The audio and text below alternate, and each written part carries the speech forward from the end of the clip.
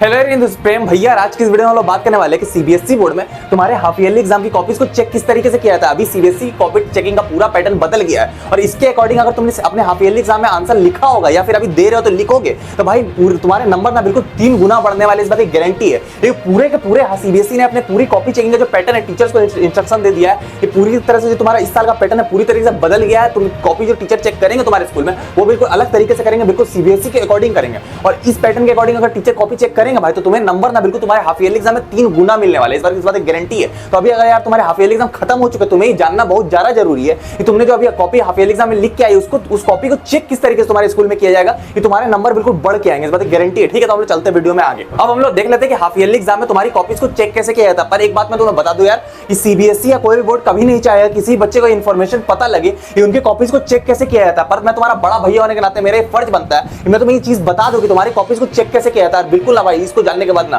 तुम्हारे नंबर 3 गुना बढ़ जाएंगे। क्योंकि भाई मेरे बहुत सारे टीचर्स हैं, पर्सनल कॉन्टैक्ट्स है जो सीबीएसई के हाफ ईयरली और इवन बोर्ड एग्जाम की कॉपीज को चेक करते हैं। जो टीचर्स बोर्ड एग्जाम की कॉपीज को चेक करते हैं उनसे मेरे पर्सनल कॉन्टैक्ट से मेरी बातचीत होती है, उनसे मुझे पता चल गया कि सीबीएसई की तुम्हारी कॉपीज को चेक किस तरीके से करता है। सबसे पहले मैं तो बता दूं ये जो अभी न्यू पैटर्न है इससे तुम्हारे हाफ ईयरली एग्जाम की कॉपी तो चेक होगी, प्री बोर्ड की भी कॉपी इसी से चेक होगी और बोर्ड एग्जाम की भी कॉपी इसी पैटर्न से चेक होने वाली है। तो भाई इस पैटर्न से तुम्हारे नंबर बढ़ने वाले, क्योंकि तुम्हारी जो चेकिंग का तरीका होगा वो बिल्कुल अलग हो जाएगा। तुम देख लो किस तरीके से चेकिंग होती है, उसके बाद मैं तुम्हें बता दूं। ठीक है, अब देखो यार, जब भी तुम्हारी कॉपी चेक होती है उस टीचर को क्या होता है, ये तुम्हें 2024 की मैं आंसर की दिखा रहा हूं। सबसे पहले ये तुम्हारी देखो 2024 जो बोर्ड एग्जाम हुआ था उसको चेक करने के लिए टीचर्स को आंसर की मिली थी। आंसर की मतलब क्या होता है कि टीचर को कितना भी एक्सपीरियंस हो उसको आंसर की दे दी जाती है कि तुम भाई देख देख के कॉपी चेक करोगे, तुम अपने मन से कॉपी चेक नहीं करोगे, इसको देख के तुम कॉपी को चेक करोगे। तो ये तुम्हारी आंसर की ये 2024 जो तुम्हारा बोर्ड एग्जाम इससे अभी जो हुआ था इससे पहले 2023 वाला जो बोर्ड एग्जाम होता है 23 और 4 वाला सेशन हुआ था, तुम्हारा 25 में होगा। तो ये 24 वाला बोर्ड एग्जाम जो तुम्हारा था उसकी कॉपी का उस बोर्ड एग्जाम की कॉपी का आंसर की है जो टीचर को कॉपी चेक करने के लिए दिया गया वो आंसर की मैं तुम्हारे सामने ले आऊंगा। हम लोग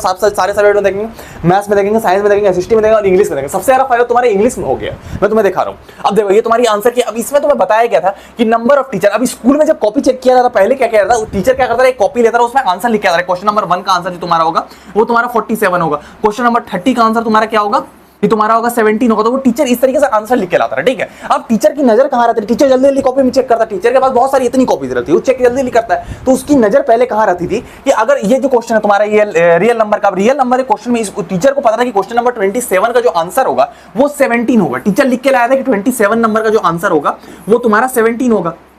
क्लियर वाली बात है, 17 इसका आंसर होगा। अब टीचर क्या करता था, पढ़ता नहीं था, टीचर कॉपी को पढ़ता नहीं था। अब टीचर करता क्या था कि सीधा देखा 17 है, अगर किसी बच्चे का 17 नहीं आया तो ये 3 नंबर का क्वेश्चन है पूरा काट दिया, जीरो बैठा देता था। ठीक है, अब सीबीएसई ने क्या बोला है कि भाई ये जो मार्किंग होगी इस तरीके से नहीं होगी। अब सीबीएसई ने बोला है कि टीचर को जब भी मार्किंग करना रहेगा स्टेप वाइज मार्किंग करनी रहेगी। मैथमेटिक्स में फायदा हुआ और मैं तुम्हें दिखाऊंगा। अब सीबीएसई ने बोला कि देखो, सबसे पहले देखो सीबीएसई ने बोला कि देखो अगर कोई बच्चा लिख देता है कि तुम्हारा कि फैक्टर कर देता है 48 का, अगर तुम ये तीनों का फैक्टर करके तुम्हें क्या निकालना पड़ेगा, एचसीएफ निकालना पड़ेगा। तो बच्चा सबसे पहले 48 का फैक्टर करता है उसको आधा नंबर दिए जाएंगे। उसके बाद तुम्हारा बच्चा क्या करता है 80 का अगर फैक्टर कर देता है उसको आधे नंबर और दे दिए जाएंगे। उसके बाद क्या करता है बच्चा 144 का फैक्टर करता है उसके आधे नंबर और अलग से मिलेंगे। और उसके बाद क्या करता है बच्चा एचसीएफ निकाल देता है उसके आधे नंबर अलग निकलेंगे और आंसर बच्चा निकाल देता है जोड़ के तो उसके 1 नंबर और मिलेगा। मतलब टोटल अगर तुमने आंसर 17 गलत लिखा है और तुमने तीनों के फैक्टर कर दिया और एचसीएफ निकाला तुम्हें 3 की जगह 2 मिलेगा। तो अब देखो 0 की जगह तुम्हारे नंबर 2 हो गए। तो इस तरीके से सीबीएसई ने चेक करने बोला और अब ये तुम्हारे स्कूल में भी लागू हो जाएगा। पहले क्या करता था आंसर गलत तो मतलब कि पूरे नंबर गए, 5 नंबर का क्वेश्चन है तो 5 के 5 गए, अब 5 में 4 तो मिलेंगे। तो ये तुम्हारा मैथ्स का हो गया। अब इस तरीके से सीबीएसई ने स्टेप वाइज मार्किंग करने बोला। अब तुम्हारा देखो इंग्लिश में फायदा क्या हुआ, सबसे पहले देखो इंग्लिश में कॉपी चेक कैसे होती है। अब लेटर राइटिंग पहले रहता था, अब टीचर क्या करता था दबा के नंबर काटता था लेटर राइटिंग में। लेटर राइटिंग बच्चे ने गंदा लिखा काट दो, बच्चे ने अगर लेटर गंदा लिखा पूरा नंबर। अब सीबीएसई के अकॉर्डिंग टीचर नंबर नहीं काट सकता तुम्हारा। देखो क्या होता है, ये लेटर राइटिंग है तुम्हारा। अब लेटर टू द एडिटर में तुम्हें क्या करना, फॉर्मेट के सीबीएसई ने बोल दिया कि फॉर्मेट में फुल मार्क्स तुम्हें देने पड़ेंगे बच्चे को। इफ तो अगर फॉर्मेट लिखा रहेगा मतलब 1 नंबर पूरे रहेंगे। देखो जैसे अगर बच्चे ने sender address, date, receiver address और तुम्हारा सब्जेक्ट और सैल्यूटेशन डियर सर करके जो होता है सेंडर एड्रेस होता है। जैसे अगर लेटर टू एडिटर में इतनी चीजें लिख दी, सेंडर एड्रेस, रिसीवर एड्रेस और तुम्हारा डियर सर करके अगर लिख दिया है तो भाई बच्चे को 1 नंबर तुम्हें देना पड़ेगा, पहली चीज। ठीक है, ये बड़ी बात नहीं, बड़ी बात क्या है मैं तुम्हें दिखा रहा हूं। उसके बाद तुम्हारा ऑर्गेनाइजेशन ऑफ आइडियाज, इसके 1 नंबर तुम्हें मिलेंगे। ठीक है, उसके बाद एक्यूरेसी के 1 नंबर में, लेकिन कंटेंट के तुम्हें 2 नंबर, मतलब कि लेटर एकदम गंदा से गंदा लिखाओ। पहले तो तुमने सब्जेक्ट सैल्यूटेशन लिखा 1 नंबर टीचर को बैठाना पड़ा, कंटेंट के इसको 2 नंबर देने पड़ेंगे। मतलब तुमने गंदा से गंदा लेटर कुछ भी लिखा, गलत स्पेलिंग लिखाओ, स्पेलिंग भी गलती की हो फिर भी तुम्हें क्या मिलेगा 2 नंबर तुम्हें मिलेगा। मतलब 3 नंबर तुम्हारे लेटर में कंफर्म होगा। गलती से स्पेलिंग मिस्टेक नहीं किए तुमने तब तुम्हें 1 नंबर और मिल जाएंगे, 4 नंबर एक्यूरेसी के। अगर स्पेलिंग मिस्टेक नहीं, गंदा से गंदा लेटर लिखा है, स्पेलिंग मिस्टेक किया तब 1 नंबर कटेंगे, मैक्सिमम 1 नंबर कटेंगे। उसके अलावा तुम्हें पूरा ऑर्गेनाइजेशन ऑफ आइडिया, तुम कुछ तो आइडिया उसमें लगाओगे, कुछ तो आइडिया लगाओगे, तो आइडिया लगाने के तुम्हें 1 नंबर मिल जाएंगे, तो टोटल तुम्हारे 5 नंबर हो जाएंगे। मतलब क्या, अगर तुमने गंदा से गंदा लेटर लिखा है, स्पेलिंग मिस्टेक भी किया, तो 5 में से 4 तुम्हें मिल जाएंगे आराम से। सीबीएसई के न्यू पैटर्न के अकॉर्डिंग 5 में से 4 तुम्हें मिल जाएगा। पहले क्या होता है, टीचर देखता है लेटर गंदा है, 5 में से सिर्फ 1 नंबर या आधा नंबर बैठा के निकल जाता है। अब तुम्हें एक नंबर की जगह 4 नंबर तुम्हें मिलेंगे। टीचर ने बोल दिया भाई कंटेंट के 2 नंबर लिखने, कितना भी गंदा लेटर इस तरीके का लिखाओ, इसके 2 नंबर तुम्हें देने होंगे। अगर तुमने डियर सर वगैरह ऊपर में लिख दिया तो 3 नंबर तो कैसे ही कंफर्म। और स्पेलिंग मिस्टेक नहीं है तो 1 नंबर और तुम्हें फ्री में मिलेगा।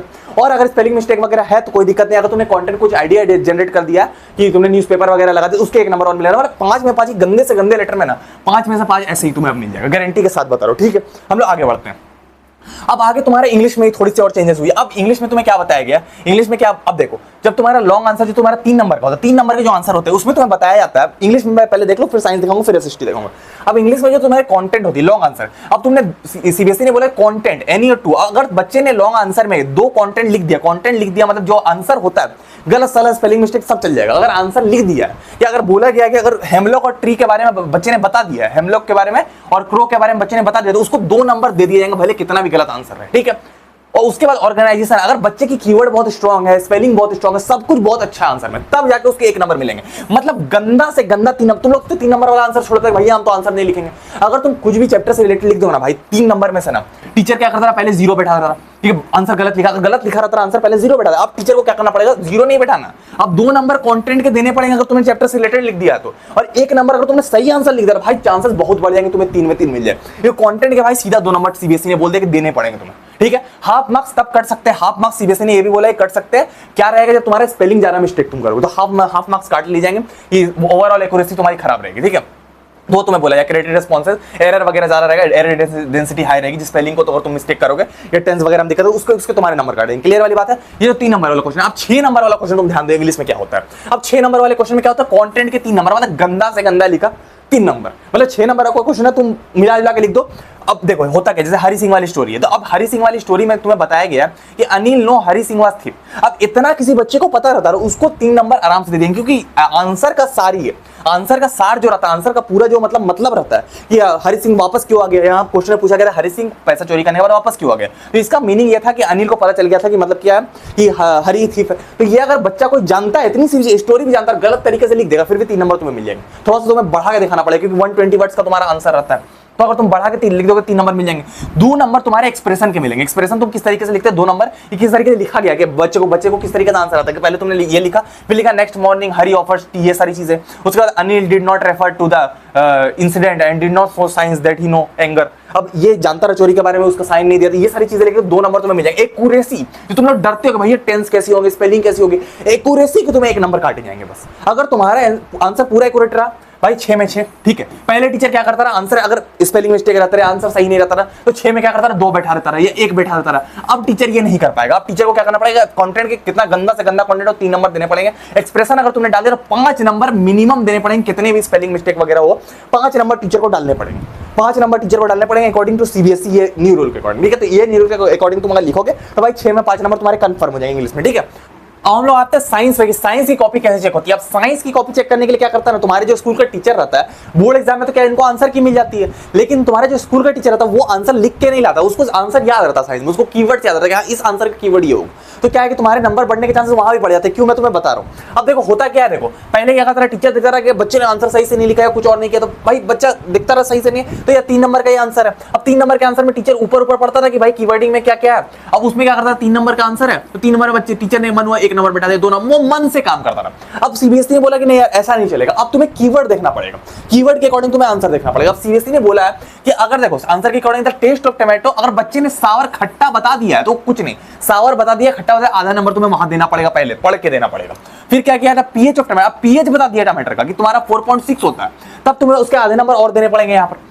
अब इस तरीके से पहले टीचर क्या करता रहा, आंसर उसको अटपटा लगा, 1 नंबर बैठा दिया, आधा नंबर बैठा दिया, जो मन किया वो बैठा। अब नहीं, अब टीचर को बच्चे के अकॉर्डिंग आंसर दिखना पड़ेगा। मैक्सिमम मार्क्स मतलब कि मैक्सिमम से मैक्सिमम नंबर बैठाने पड़ेंगे टीचर को, ये तुम्हारा हो गया नया रूल। ठीक है, उसके बाद तुम्हारा क्या, acids are given H+ ion, अब तुम्हें पता है एसिड H+ आयन देते हैं, उसके आधा नंबर अलग से, फिर OH नेगेटिव आयन देते हैं तुम्हारे जो बेसिस रहते हैं, अब उसके 1 नंबर तुम्हें आधा मिला के 1 नंबर, और टीचर को ये भी पढ़ना पड़ेगा। अब तुम्हें कीवर्ड पे ध्यान देना कि तुम्हें सॉवर, अब एसिड क्या होता है, इसका पीएच ये होता है। उसके बाद क्या एच प्लस आए हैं जो तुम्हें मोटा करके लिखा हुआ है, OH नेगेटिव है। ये सारे कीवर्ड अगर तुम्हारे आंसर में मिल जाएंगे, कहीं पर भी तुम्हें मिल जाएंगे, तो तुम्हें नंबर साइंस में देना पड़ेगा, ठीक है।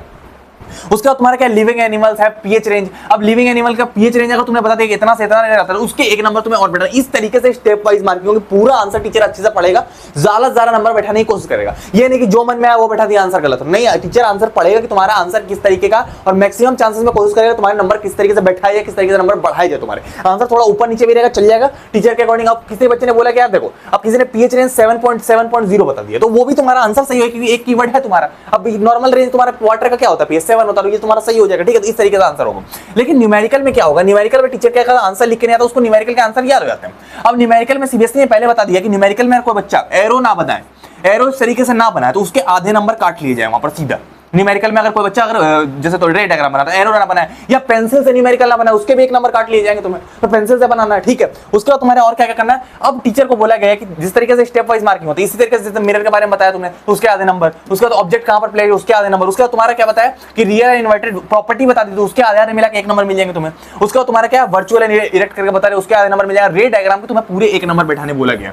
लेकिन अगर तुम इसको पेंसिल से नहीं बनाओगे तो आधे नंबर जाएंगे, पहली चीज। उसके अलावा तुम्हारा आधे नंबर जाएंगे जब तुम एरो नहीं बनाओगे, किस तरीके के रे का डायरेक्शन नहीं होगा। देखो डिडक्ट हाफ मार्क्स और रे का डायरेक्शन के लिए, तो ये तुम्हारी इस तरीके से तुम्हें नंबर मिलेंगे। पहले क्या होता है, नंबर कटने के चांसेस बहुत ज्यादा रहते हैं। अब तुम्हें घबराना नहीं, क्योंकि ये जो कंटेंट तुम्हें दिया हुआ है, इतना जो दिया हुआ है, अगर सीबीएसई को 3 कीवर्ड दिए, सेम साइज है ये, 3 कीवर्ड्स में अगर 2 भी पाए जाते हैं तब भी तुम्हें पूरे नंबर मिलेंगे। देखो यहाँ लिखा हुआ any2, तो any2 ज्यादा कीवर्ड दिए, और ज्यादा कीवर्ड्स में अगर तुम कुछ भी लिख देते हो तो 5 में 5 मिलेंगे, तुम्हारे चांसेस बहुत ज्यादा बढ़ जाएंगे। अब तुम्हारे 5 में 5 बनने के चांसेस बहुत ज्यादा बढ़ेंगे, क्योंकि इसके अकॉर्डिंग सीबीएसई में कॉपीज को चेक करना पड़ेगा तुम्हारे टीचर्स को, ठीक है। हम लोग आगे बढ़ते हैं। अब एसएसटी में क्या होगा, अभी देखो यार एसएसटी में ना तुम्हें कोई बचा नहीं सकता, तुम्हें एसएसटी में एक ही जन बचा सकता है, वो है पॉइंट वाइज आंसर। अब देखो सीबीएसई का ज्यादा फर्क नहीं पड़ा, जितने पॉइंट्स रहेंगे, अगर कोई आंसर है, कोई भी आंसर है, उसमें मान के चलो तुम्हारा 3 नंबर का, 3 मार्क का, तो 3 मार्क में तुम्हें 3 से 4 पॉइंट लिखने पड़ेंगे, 3 से 3 पॉइंट से 4 पॉइंट तुम्हें लिखने पड़ेंगे, नहीं तो तुम्हें कोई नहीं बचा पाएगा। क्लियर वाली बात है। अब पॉइंट भी ये नहीं कि भैया हम तो अच्छा वाला पॉइंट बचा कर गए, अच्छा वाला जो सबसे बेस्ट पॉइंट है वो ठोक दो सबसे ऊपर, ठीक है। अब टीचर क्या करता है एसएसटी में, आलसपन दिखाता। टीचर क्या करता है, देखता बच्चे ने 2 पॉइंट अच्छा लिखा, स्टार्टिंग में 1 लिखा, अच्छा लिखा, 2 अच्छा लिखा, 3 नहीं पढ़ता हूं, ये 4 नंबर का या 5 नंबर का क्वेश्चन है, तो पहले के 2 पॉइंट पढ़ा, 4 पॉइंट पढ़ा ही नहीं, ये बच्चा तो सही लिख रहा है। और तुमने स्टार्टिंग में अगर पॉइंट में गलती कर दी, टीचर ने देख लिया पॉइंट गलत है, तो कट गए। यहाँ भी सीबीएसई ने बताया, सीबीएसई ने बताया any 3 point to be explain. अब पूछा explain the role of women in civil disobedience movement with example. मैंने तुम्हें बताया हाफ ईयरली पेपर लीक में बता रहे सारी वीडियोस के बारे में, ये सारे क्वेश्चन के बारे में। ये वाले क्वेश्चन तुम्हारे बोर्ड में आते, देखो बोर्ड में आया क्वेश्चन, अब ये 3 नंबर का क्वेश्चन है। अब इसमें से कोई भी 3 क्वेश्चन, ये तुम्हारा दे participate in protest of merchants manufacture salt, ये सारी चीजें, अब कोई भी 3 पॉइंट अगर तुम इसमें डाल दोगे तो तुम्हारा आंसर क्या भैया इन्हीं 3 पॉइंट्स में से आंसर होना चाहिए, कोई अलग नहीं डाल सकते नहीं। यहाँ देखो लिखा एनी 3 देखो और एनी अदर रिलेवेंट पॉइंट, और कोई अगर कोई पॉइंट तुमने अगर अपने हिसाब से डाला जो सही है, तो उसके भी नंबर टीचर को बैठाने पड़ेंगे। मतलब जितने पॉइंट्स हो उतने नंबर, समझ रहे हो। अगर 3 नंबर का कोई आंसर है, अगर 3 मार्क का कोई आंसर है, तो कोशिश करना तुम 3 से 4 पॉइंट बैठाना। 3 से 4 पॉइंट अगर तुम बैठाओगे और पहले वाला पॉइंट अगर सही रहा, तो टीचर को तुम्हें पूरे नंबर देने पड़ेंगे। और पहले वाला पॉइंट में अगर तुमने गलती कर दी तो भाई चांसेस बढ़ेंगे तुम्हारे नंबर गलत होंगे। एसएसटी में देखना, याद रखना, पॉइंट में लिखना। कभी भी पैराग्राफ में तुम अगर आंसर इस तरीके से लिखोगे, इस तरीके से लिखोगे, तो भाई 3 में ना टीचर 1 नंबर भी तुम्हें नहीं देगा गारंटी के साथ। अगर तुमने पॉइंट में लिख दिया पहला पॉइंट, दूसरा पॉइंट, एक पॉइंट भी उसमें सही रहा, तो 3 में से 2 तो भाई तुम लिखवा लो, कंटेंट के नंबर देने पड़ते हैं टीचर को। तो इस तरीके से तुम्हारे हाफ ईयरली एग्जाम की कॉपी चाहिए होती है। इस तरीके से अगर तुम कॉपी को लिखोगे तो हाफ ईयरली एग्जाम में, प्री बोर्ड एग्जाम में बिल्कुल तुम बोर्ड एग्जाम में बिल्कुल तुम टॉप करोगे। ये तरीका तुम्हें वीडियो समझ में नहीं आया, फिर से एक बार देख लो इसको। अगर इसी तरीके से अगर तुम आंसर लिखोगे, इस तरीके से स्टेप वाइज मार्किंग होती है, तुम्हारे नंबर ना बिल्कुल बढ़ने वाले भाई, इस बात की गारंटी। इस बार हाफ ईयरली एग्जाम में भी, प्री बोर्ड एग्जाम में या बोर्ड एग्जाम में, क्लियर वाली बात है। और अभी तक तुमने बेस्ट सैंपल पेपर वाली वीडियो नहीं देखी, तुम यहाँ पर क्लिक करके देख सकते हो। यहाँ पर बेस्ट सैंपल वाली वीडियो मिलते हैं हम लोग किसी और वीडियो में। तो टाटा।